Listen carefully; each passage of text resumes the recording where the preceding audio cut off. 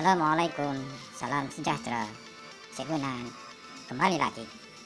Pada kali ini kita akan menyambung pelajaran vektor, iaitu vektor bahagian yang kedua.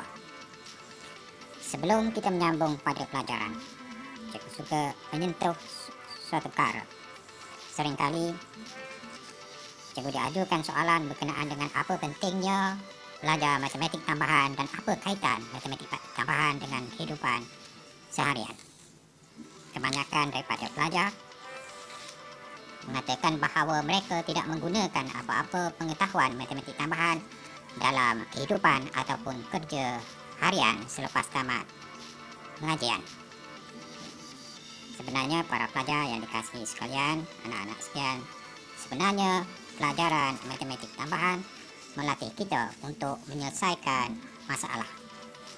Penyelesaian masalah secara sistematik amat penting untuk kita menjalani kehidupan seharian setelah kita tamat belajar.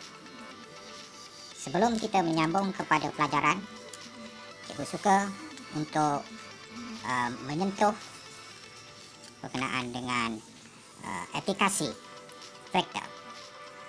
Jadi di sini cikgu cuba tunjukkan bahawa pembelajaran berkenaan dengan vektor ini ada kaitan dengan kehidupan seharian.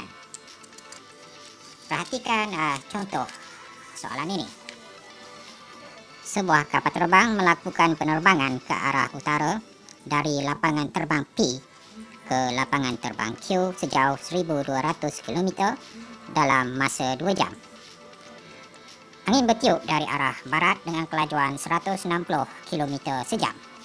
Cari laju awal kapal terbang dan arah asal kapal terbang itu. Kalau kita perhatikan dalam soalan ini, pelajaran vektor diaplikasikan dalam penerbangan. Sekarang kita akan cuba menjawab soalan ini. Apabila kita menjawab soalan, adalah penting untuk kita faham soalan dan sebaik-baiknya kita gambarkan situasi supaya kita boleh menjawab soalan dengan lebih mudah. Perkara pertama yang kita nak cari adalah laju awal kapal terbang. Kalau kita perhatikan, jarak di antara P ke Q adalah 1,200 km. Masa yang diambil adalah 2 jam. So, kalau kita perhatikan di situ, laju ketara adalah 1,200 bahagikan dengan 2 jam, iaitu 600 km sejam. So, sebenarnya kapal terbang itu bergerak selaju 1,200 km dalam masa 2 jam. So, sebenarnya dia bergerak dengan kelajuan ketara 600 km sejam. Tetapi kita harus ingat bahawa kapal terbang ini mengalami tindakan daripada angin yang bertiup ke arah barat. Kalau kita gunakan penambahan vektor akibat daripada tindakan angin selaju 160 km sejam menyebabkan kelajuan ketara kapal terbang itu adalah 600 km sejam. Laju kapal terbang itu sepatutnya adalah ke arah ini. So, ini adalah merupakan laju awal kapal terbang itu. So, kalau kita perhatikan di sini, laju awal kapal terbang itu adalah panjang. Vektor ini pada arah sini.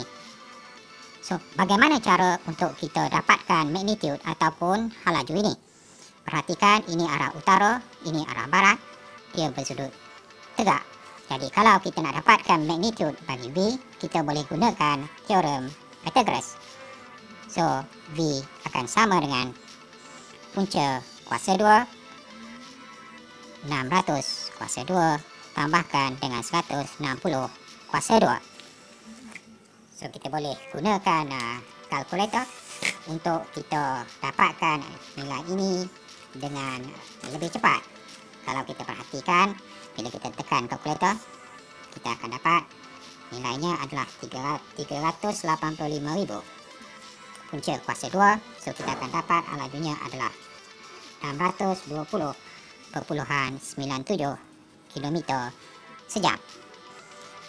Kemudian dalam soalan B, soalan menghendaki kita mencari arah yang sepatutnya diambil oleh kapal terbang itu supaya dia boleh bergerak ke arah utara. So, sudut yang kita perlu cari adalah sudut ini. So, perhatikan hubungan. Kita ada segitiga sudut tegak. Ingat balik pelajaran trigonometri. Ini adalah setentang. Ini adalah sebelahan. So, hubungannya adalah tangent. Tangent bagi sudut itu adalah sama dengan 160 perkan dengan 600. Jadi untuk dapatkan arah ataupun sudut theta itu, ya, kita boleh tekan kalkulator, inverse bagi tangent, bagi nilai 160 per dengan 600, kita akan dapat nilainya adalah 14,93 darjah. Maksudnya kapal terbang itu perlu bergerak dalam keadaan bearingnya adalah 014.93 supaya pergerakan sebenar kapal terbang adalah ke utara dengan laju ketaranya adalah 600 km sejam. Ini adalah jawapan kepada soalan itu. Sekarang kita akan masuk pada pelajaran yang berikutnya, pelajaran vektor. Kita akan tengok vektor dalam Satah Chartesian. So, dalam pelajaran ini, kita akan tengok kaitan di antara vektor dengan Satah Chartesian. Satah Chartesian, kita ada paksi X dan paksi Y. Vektor bermagnitud 1 unit selari dengan paksi X, kita kenali dia sebagai vektor I. Maknanya, panjangnya adalah 1 unit ke arah kanan ataupun selari dengan paksi X. Ini kita takrifkan sebagai vektor I, iaitu vektor unit pada arah yang selari dengan X. Sementara vektor yang bernilai 1 ataupun bermagnitud 1 selari dengan paksi Y, kita kenali sebagai vektor J. So, ini adalah merupakan vektor unit dalam Satah Chartesian. Sekiranya kita ada satu titik P dengan koordinat XY, ini adalah kedudukan titik P, kita boleh tulis vektor bagi OP dalam bentuk apa yang kita panggil sebagai vektor lajur, letak dalam kurungan XY. Ini bermaksud panjang ini adalah X dan panjang ini adalah Y. So, vektor OP adalah kombinasi di antara X dan Y. Ini bermaksud X unit ke kanan, Y unit ke atas. Kita juga boleh tulis dia sebagai XI tambah YJ. Sebab ingat, I adalah vektor unit yang selari dengan paksi X.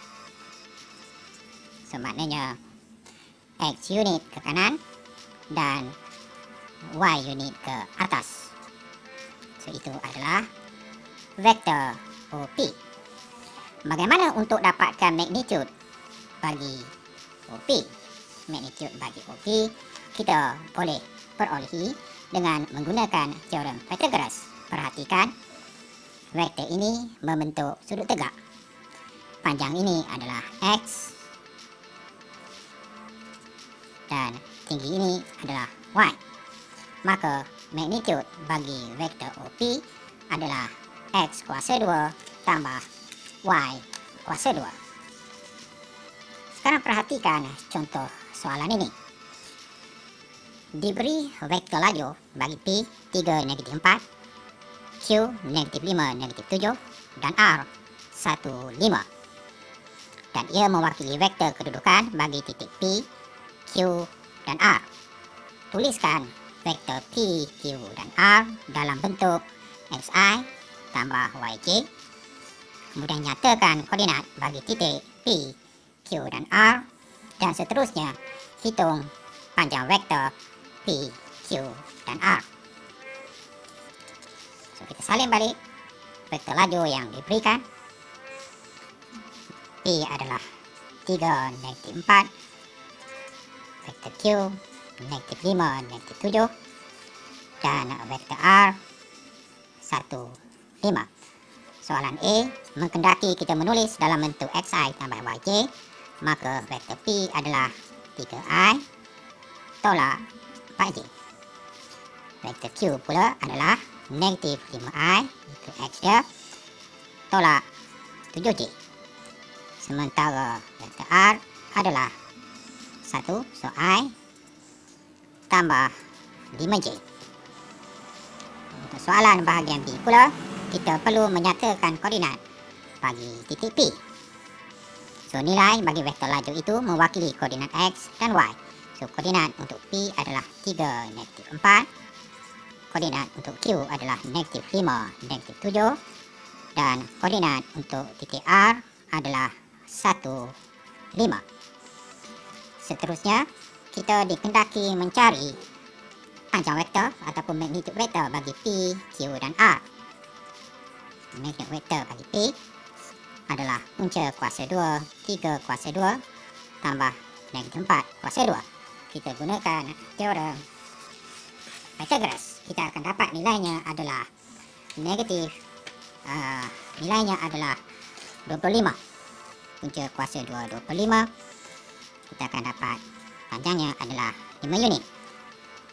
Untuk vektor Q pula, panjangnya adalah -5 kuasa 2 tambah -7 kuasa 2. Kita akan dapat dia adalah punca kuasa 2, 74. Kalau kita gunakan kalkulator, nilai yang kita akan dapat lebih kurang 8,6 unit. Seterusnya, magnitud untuk vektor R, punca kuasa 2, 1 kuasa 2 tambah 5 kuasa 2, 1 tambah 25. Kita dapat punca kuasa 2, 26. So, nilainya adalah lebih kurang 5,1 unit. So, ini cara bagaimana untuk kita jawab soalan tadi. Soalan ini hanyalah soalan asas untuk kita mengenal bagaimana untuk menulis dalam bentuk xi dan juga yj, dan juga untuk kita faham bahawa nilai bagi vektor laju dan juga dalam bentuk xi dan yj membolehkan kita mengenal pasti koordinat, di mana i ataupun yang atas itu adalah koordinat x, sementara berkali bagi j ataupun yang di sebelah bawah itu adalah koordinat bagi y. Okey, seterusnya kita akan tengok bahagian yang berikutnya berkenaan dengan vektor unit pada arah suatu vektor. Apakah yang dimaksudkan dengan vektor unit pada arah satu vektor ini? Vektor unit pada arah satu vektor ditulis sebagai vektor R yang diletakkan tertanda topi di atasnya. Itu adalah simbol yang digunakan. Sekiranya kita ada vektor R dalam bentuk xi tambah yj, vektor unit bagi R adalah vektor R dibahagikan dengan magnitud bagi vektor R, iaitu xi tambah yj bahagikan dengan magnitud x kuasa 2 tambah y kuasa 2 punca kuasa 2. Ingat, ini adalah formula untuk kita mendapatkan vektor unit pada arah suatu vektor. Apakah sebenarnya yang dimaksudkan dengan vektor unit ini? Vektor unit adalah vektor dalam arah yang sama berada dalam unit asas bagi suatu vektor itu. Untuk memudahkan pemahaman, perhatikan contoh ini. Kita telah belajar sebelum ini bahawa vektor ke kanan ataupun selari dengan paksi X, vektor unitnya adalah I. Sekiranya kita ada vektor 2I, kita nak dapatkan vektor unitnya adalah 2I perkan dengan magnitud ataupun panjangnya 2, kita dapat I. So, I adalah merupakan vektor asas ataupun vektor unit. Jadi, kalau sekiranya kita ada vektor yang lain, kita boleh bahagikan dia kepada vektor asas ini ataupun unit asas ini. Dan vektor-vektor yang lain sebenarnya berada dalam gandaan vektor unit asas ini. Sekarang perhatikan contoh yang diberikan. Cari vektor unit bagi 3I tambah 2J. So, ingat formula bagi mendapatkan vektor unit dia adalah vektor itu kita bahagikan dengan magnitud bagi vektor itu. So, kita akan dapat 3I tambah 2J bahagikan dengan punca kuasa 2, 3 kuasa 2 tambah 2 kuasa 2.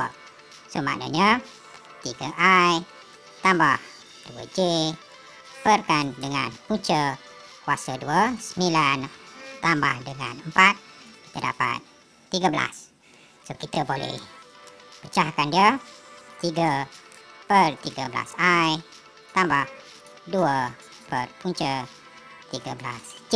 So, ini adalah vektor unit bagi vektor 3I tambah 2J.